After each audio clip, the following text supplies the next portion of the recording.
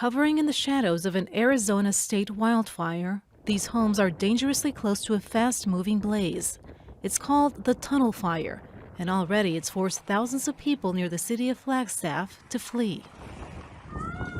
Dozens of buildings have been destroyed, and firefighters say hundreds of homes could face a similar fate. City leaders are urging people to leave the area and to take their animals with them. All this land is like people that have horses, and so I figured if I just went far enough, someone's gonna take us. You know, it's just horse people, you know. Flames as high as 30 meters pushed the fire over a major highway. At one point, the blaze nearly tripled in size, fueled by dry conditions and a wind gust of nearly 50 kilometers an hour. Like other southwestern U.S. states hit by extreme weather, Arizona is facing an early start to its wildfire season. Firefighters warn dry grass and low humidity could make the fire grow both in size and intensity. Tonight in South Africa, residents are finally getting a look at the damage and destruction after 2 weeks of historic rain that has left hundreds dead and dozens missing.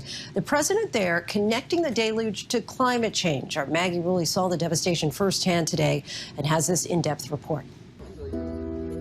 For the first time in 2 weeks in this devastated region of South Africa, there was no rain. The sun shining a light on the grim reality of what's left behind. That's the road that collapsed. It used to go across here, and now it's collapsed. Just the devastation's incredible to see up close. I mean, it's unimaginable. Yeah. Local leader Alicia Kassoon brings us to this informal settlement, ripped apart by floodwaters. Cars crushed, roads broken and washed away. Vital infrastructure uprooted and smashed. People left without water, carrying back what they can in buckets overhead, stepping over live wires left exposed after the floods. But beyond the devastation tonight, hundreds are dead, and dozens remain missing after 2 weeks of record-breaking downpours. Here in this settlement, search and rescue is still looking for a 7-year-old girl. Alicia says it's been a grueling week. She oversees multiple informal and formal settlements near Durban, South Africa's third largest city of roughly 3.5 million people. So this was the area that was cut off. She says what happened here is almost impossible to describe. Standing here thinking about the water rising, threatening that house, cutting off this community. I mean, it sounds like it was really minute by minute, people's lives were at stake. It was. It literally was minute by minute. 1 minute, the stream was there, and the next minute it wasn't. 1 minute the road was there, and the next minute it wasn't. It was terrifying.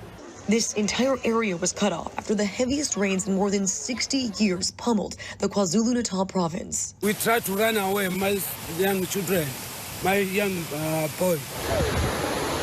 Authorities say it's one of the deadliest storms to ever hit the country. Tens of thousands now homeless. I don't even have a bed. Rescuers wading through waist-deep floodwaters with search dogs, at times even swimming, looking for the dozens of people still unaccounted for. The South African Army sending 10,000 troops into the disaster zone to help. But in this community, Alicia seems to be leading the charge. She pauses during our interview multiple times, and understandably so, to field calls from desperate residents looking for help. Okay, where are you at the moment? And with vital infrastructure wiped out, safe drinking water is in short supply, and Durban's beautiful beach now filled with trash. When the rains hit, floodwaters mixed with massive ocean waves, churning up all of this debris. We've seen shoes, bottles, cans. Look, you can see a tree that's been completely uprooted. This dangerous mess stretches for miles along the coastline. This historic storm and its heartbreaking destruction comes just weeks after a new UN climate report concluded delay means death. The UN warning the place we all call home, our planet, is getting clobbered by climate change. Nearly half of humanity is living in the danger zone now. Many ecosystems are at the point of no return now. We've seen this firsthand with our own reporting over the past year, from horrific wildfires in Greece, Forests and homes burned, covered in ash, still smoldering, to devastating flooding in Germany. There's so many people dead. You don't expect people to die in a flood in Germany. Back in South Africa, the president blames climate change as a driving force behind this storm, and he says his country needs to prepare. National state of disaster. Because it's only going to get worse. For now, the government has declared a state of disaster and promised resources. But many say help isn't coming fast enough, and it's neighbors who are stepping up. You saw the strongest of our community without asking, without videos, without anything. Alicia tells us people here are living minute by minute, and many now getting ready for the painstaking work ahead to rebuild. Our electricity right now, just down this road, everyone's cut off from electricity.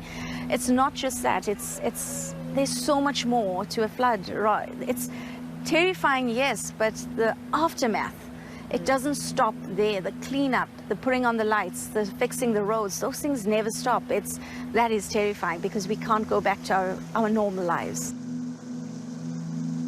So much destruction and a lot of work ahead in order to try to restore things back to any semblance of normalcy. Maggie Rulli joins us now from South Africa. And Maggie, I'm curious to know what struck you the most today about what you witnessed. Lindsay, I think what's so striking here is just how vast this devastation is and how it is complete destruction. We're at that one settlement today. We went there with Alicia, and she was pointing around, and there was this large pile in the center. And Lindsay, I thought it was just a pile of debris made up of trees and some trash. And she told me, she said, look closer. You'll see furniture. You'll see couches in there mixed in with cars. She says those are houses. That is a pile of people's homes that have slid down that hill in a mudslide. She called it, a pile of memories, as we heard, and that just is gut-wrenching to hear. That village lost multiple people. There's still a 7-year-old girl missing there right now. And to think about those people, to see the loss of life and destruction firsthand like that is so vast that you can't even comprehend it. I mean, Lindsay, it's hard to take it all in. I'm sure that it is hard to really get your mind around all of what you're witnessing there. And Maggie, you also reported that the South African president connected this to climate change, and you've certainly witnessed this across the globe over the past year, an increasing number of world leaders acknowledging what's happening. Yeah, exactly, Lindsay. I think the shift here has been so dramatic. When we were in Germany, the leader there cited climate change. In Greece, the leader there as well said climate change is playing a part in these natural disasters. There has been such a shift in the rhetoric over the years. I think people are realizing that these storms, these disasters are not normal. It's not normal to have a once-in-a-lifetime, once-in-a-1,000-year storm happening year after year. Lindsay, as we just saw, I've been to 3 of these in just the past year alone. And as the president here said, it's only going to get worse. Countries have to start to prepare because this shows, as he said, that climate change is here right now. Residents continue to wade through the waters of the flood-stricken KwaZulu-Natal and Durban. Families and communities torn apart. They're still looking for their missing relatives, but with each passing day, the faint hope of finding them alive dwindles further. What started as a rescue mission has now turned to recovery. The search is now for bodies. We are here looking for our neighbor who was swept away by the river. We are sure that she was swept by the river because we have found her son's body, but we haven't found her. Things are really bad because the son is in the morgue, and we are confused about what to do with his remains while we haven't found his mother. The scale of this is unprecedented. The floods triggered mudslides, leaving a trail of death and destruction. And as families continue to search for their loved ones, they know they also face the daunting challenge of where and how to start rebuilding their lives. Around 12,000 homes have been destroyed, with 4,000 of them badly damaged. That has left over 40,000 people homeless across the 10 affected districts. Some have taken shelter with relatives, but most have found refuge in the 24 centers that have been set up. The trauma of losing so much so quickly has taken its toll on their mental health. The heavy rains have stopped, but the crisis is still unfolding. South Africa's National Defence Force says 10,000 troops will head to the KwaZulu-Natal province to help clear out the devastation left by days of flooding. More than 400 people were killed, dozens are missing.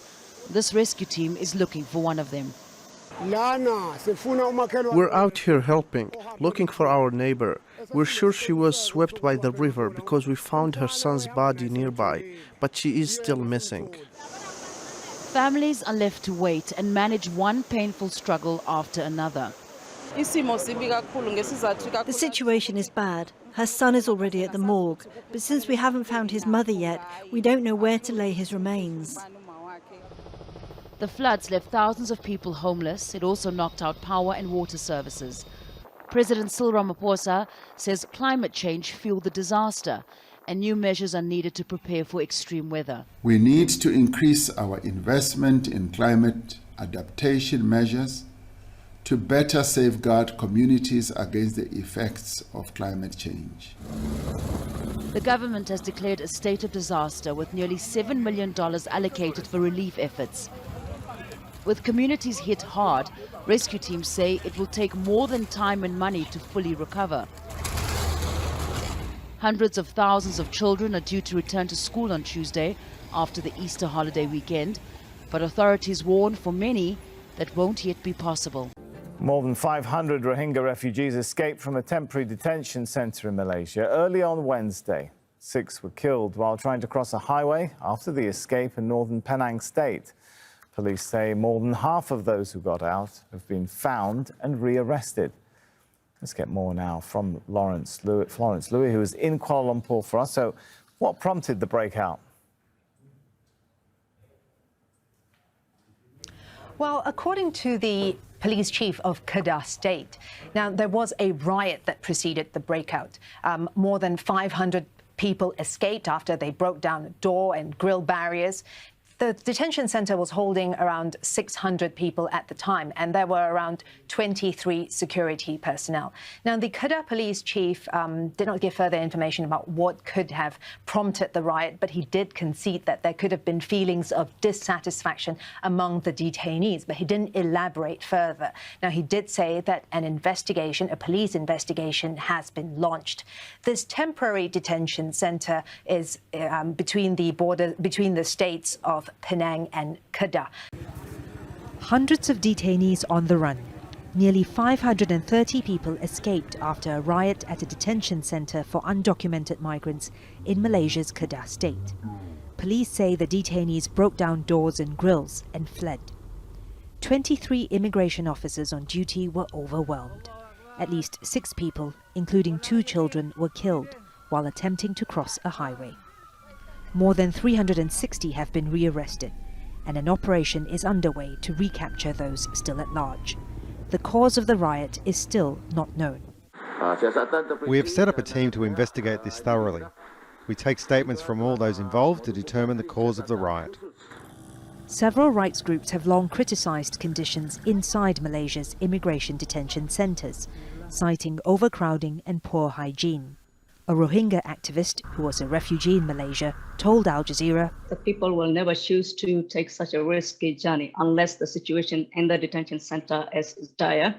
To my knowledge, I'm aware that it is often very difficult to have adequate and appropriate access to food or medication or other basic needs." Police say those who escaped are Rohingya. Malaysia is a popular destination for the mainly Muslim Rohingya, seeking to escape persecution in Myanmar or a life confined to refugee camps in Bangladesh. They pay human smugglers and risk their lives on dangerous sea voyages for the chance of a future somewhere else. Yet those who arrive here aren't necessarily better off.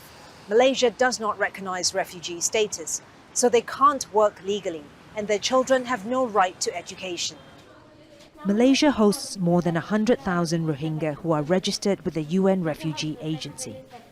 But there are thousands more who remain undocumented after arriving here illegally. An uncommon sight in the city of Buenos Aires. Tractors from across the country came to Argentina's capital to protest against the government of Alberto Fernández. Andrés Miles traveled from the province of Santa Fe. He explained why he and others like him are at risk. We cannot produce like this. All of us end up renting our farms because small-scale farmers end up renting their land to international corporations who can afford to bear the enormous tax burden we have. Food prices are rising worldwide, driven up by the war in Ukraine. This has put Argentinian producers on alert. Farmers say taxes, export taxes, drought and exchange rate controls are hurting their capacity to produce. and fear the government could increase taxes even more. Thousands of people accompanied the farmers to the center of the city to protest against the administration of Alberto Fernandez. They say they're tired of the inflation rate. It was close to 7% last month, and of the difficulties they face every month. They're saying that the government has no economic plan, and the bureaucracy and the restrictions implemented by the administration are hurting Argentina's productive sector. Last March, the government increased export taxes on soybean flour and oil, seeking to control local prices and stabilize the price of wheat to what it was before Ukraine's conflict. It also says farmers are overreacting, and there are no plans to increase export taxes again, at least for now. We haven't increased export taxes on the producers, so they are marching just in case. They're marching against a project they don't know or imagine that could happen. So we have no doubt this is a political demonstration that has to do with other interests than defending the rights of the farmers. Journalists like Matias Longoni say the situation inflames already long-running tensions between the government and the agricultural sector. The farming sector's in a strange situation because, like most countries in the world, where they produce more food than they consume, there's a chance to make profit. Argentina has a surplus of food and it could export more grain, milk and meat. But in Argentina's case, the better prices don't always benefit the farmer. This is the constant trouble between producers and the government. And that's why farmers vowed to continue with their demands. They say government assistance would help them to produce more, something they say would benefit Argentina's economy and the whole world. Worshippers at a mosque targeted as they prayed. Minority Shias were once again the victim of this attack. It happened in the northern Afghan city of Mazar-e-Sharif. Reports say 10 people were killed and 40 were injured. A bag with explosives that was detonated from a distance. ISIL in Afghanistan say it was behind the bombing. Today, the enemies of Afghanistan brought a big massacre to Mazar-e-Sharif. Unfortunately, as you can see in the PD2 area of Seydukan of Mazar-e-Sharif, an explosion occurred which was from explosive material, and approximately 25 people were killed and injured in this incident. The Taliban has been fighting groups linked to ISIL since seizing power last August. In separate attacks, several people were killed when an explosion hit a bus carrying airport workers in Kunduz province. And 4 Taliban members died when an explosive device detonated near their car. These attacks come days after 2 blasts outside schools in the Shia neighborhood of Kabul. That attack killed at least 6 people. One of the major challenges for the Taliban government has been to provide security, but minority communities continue to live in fear. Florida's Magic Kingdom no longer the happiest place on earth for Disney. After the state's governor, Ron DeSantis, signed legislation dissolving the company's so-called special status. They're going to pay more taxes as a result of it. Since the 1960s, the Disney World Resort had been effectively its own city, controlling everything on its sprawling property, from roads to rubbish collection. The move to change that could have huge financial implications for Disney, whose series of theme parks have transformed Orlando into one of the world's most popular tourist destinations. It could also cause big problems for the cities where Disney properties are located, since they'll now have to offer those services. But critics say it's less about tax than tit for tat, after Disney, one of the state's largest employers, spoke out against a new law passed by the governor and the state's Republican-controlled legislature. It bars teaching on gender identity and sexual orientation in schools for children aged between 5 and 9 years old, and makes it more difficult for schools to raise the topic with older children. We believe an important component of freedom in the state of Florida is the freedom from having oppressive ideologies opposed upon you without your consent, whether it be in the classroom or whether it be in the workplace, and we decided to do something about it. Opponents call it the Don't Say Gay law, warning it could hurt LGBT students or their families. They criticise Disney for initially staying quiet. But the public outcry and a walkout by staff nationwide saw management condemn the law as a challenge to basic human rights. Far-right activists and supporters of former President Donald Trump have rallied against Disney, referring to Florida as DeSantis land. There's at least one school of thought that says this is a negotiating point to get Disney to stop getting involved in these culture war issues, because up until recently, Disney and the Republican Party had a really strong relationship. It's unclear exactly how the legislation could hurt Disney's profits, its 80,000 workers in Florida, or its millions of customers. Some analysts have called it a political tantrum by DeSantis, who's a potential presidential candidate in 2024, warning it could backfire. Think of all the other businesses that rely on Disney, whether they're restaurants, rental cars, hotels. Everything's connected. And when you take a stance like this, you don't merely affect that one company, you affect all those other companies. The change is set to come into force in June next year. So far, the company famous for Mickey Mouse & Co. has declined to comment. Remote controls, pillows, cutlery. Almost everything in this quarantine hotel in Hong Kong that can be touched by people's hands is wrapped in plastic. The government is determined to keep the coronavirus out, seemingly at any cost. Every single one of the staff members here wears full PPE, the gowns, the gloves, the booties, the hats, and that's every staff member on every floor. Even just that in itself, the huge amount of wastage, the huge amount that's being thrown in, to the bin, and none of that is able to be recycled.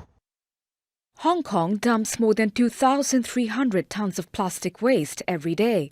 Most of it is disposed in these landfills. Since the pandemic, disposable waste has been piling up even along its white sandy beaches. The plastic overall recycling rate for our plastic scrap is about 11% only. So it's a small percentage. And so the rest, nearly 90% of the plastic waste is either end up in our landfills or end up in the glacier. These hastily made quarantine facilities cannot be used long-term for housing and are also adding to the problem. Everything is non-standard. The ground formation, the site formation is non-standard and doesn't comply with any particular building standards we have in Hong Kong. The structures that are placed on top are temporary, so they have a short lifespan. And then already we have seen issues when there is a heavy rain, we have flooding issues and so on. Last week, the government's environmental advisors suggested ways to change Hong Kong's throwaway culture. But many are concerned the pandemic and the territory's zero-COVID strategy may hurt those efforts. It may be largely a virtual meeting, but there's still hustle and bustle outside the IMF's headquarters in downtown Washington. And their sharp focus on one dominant theme, that Russia's invasion of Ukraine has an economic impact far beyond those two countries alone.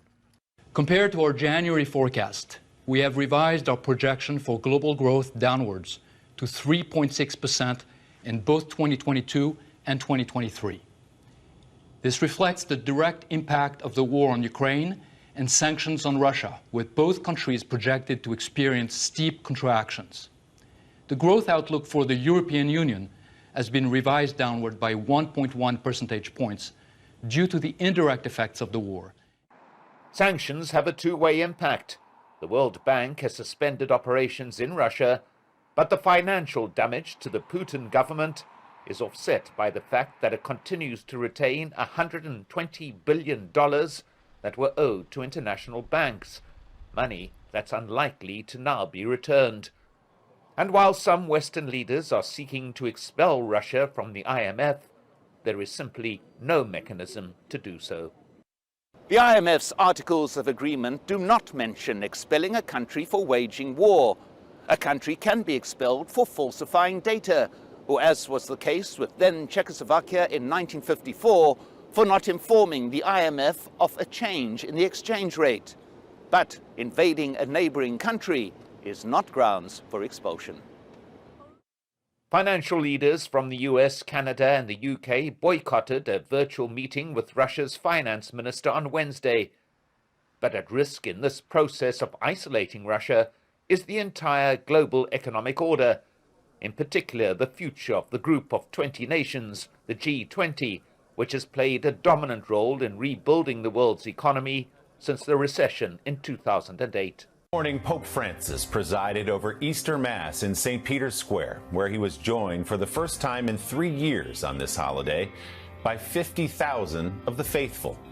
The Pope calling for peace in Ukraine, saying the war is, quote, cruel and senseless. Pope Francis has been outspoken against the war, in the latest example of the head of the Catholic Church having a say in the arc of world history. NBC's Ann Thompson has our Sunday focus. Leading up to this most holy of days, Pope Francis has used his spotlight to bring attention to the war in Ukraine, having a Russian and Ukrainian carry the cross together on Good Friday, kissing the Ukrainian flag from a devastated Bucha, reminding Catholics and people all over the world of the agony of war, while celebrating the joy of the risen Christ. Father Tom Rees writes for Religion News Service. Does the war in Ukraine temper the joy of Easter?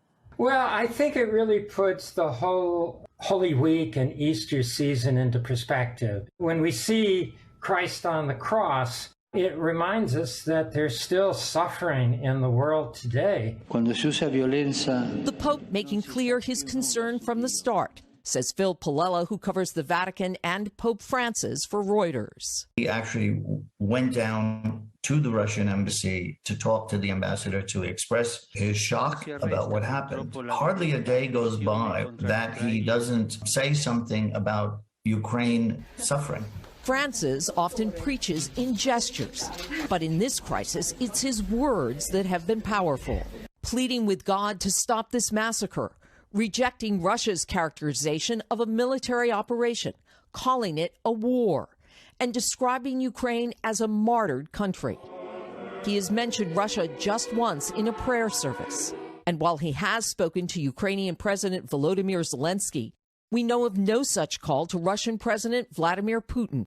The Pope has not said Putin's name since the war began. It's quite clear who he's talking about. A potentate, a autocrat who's caught up in some anachronistic claims to national interest and is provoking and fomenting conflict. Well, everybody knows who that is. The Vatican never takes sides in the sense of calling out leaders or countries by name, but there's no doubt about which side he is on. Francis does not shy away from world affairs. In 2014, he helped broker a thaw in U.S.-Cuba relations. I want to thank His Holiness Pope Francis, whose moral example shows us the importance of pursuing the world as it should be, rather than simply settling for the world as it is. He is not the first pope to play a role on the global stage.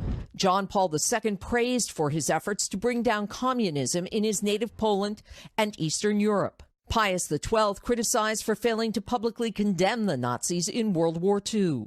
Now Pope Francis says a trip to Ukraine is on the table as he seeks a stop to what he calls the rivers of blood and tears. He's playing the long game. He wants to be in a position where he might be able to be a mediator to resolve this conflict and bring about peace. And Anne joins me now live outside of historic Westminster Cathedral in London. Anne, good morning and happy Easter. As Pope Francis spoke this morning to the billion-plus Catholics around the world, how much of that message was focused on Ukraine? Well, the words came, and they were extraordinarily strong, Willie, after the Easter Mass in his address to the city and the world. And in that address, the Pope called this an Easter of war and said there had been too much blood and violence. He called Ukraine a war-torn country and said that it had been dragged into the war. And then he asked the world, please, let us not get used to war. They were very, very strong words. This comes after a meeting with the Ukrainian delegation last night before the Easter Vigil Mass, and I can tell you throughout St. Peter's Square, we saw lots of Ukrainian flags. Willie? And how extraordinary it would be if he does make a trip to Ukraine. Ann Thompson with a beautiful shot at Westminster Cathedral on a beautiful Easter morning. Thanks so much.